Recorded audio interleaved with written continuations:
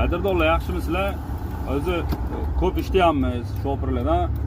Daryo Trans xodimi mashinani tortib qo'ygan ekan.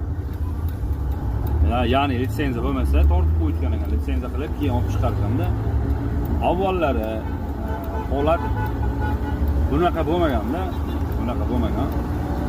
Ya'ni tortgan litsenziyasini ruxsatini olsa ishga tegadi. Oldu.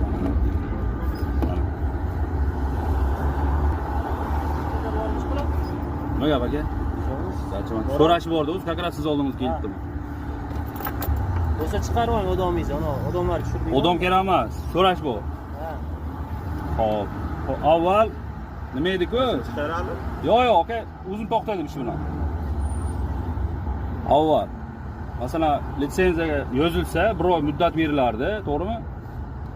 Bir oy muddat ichida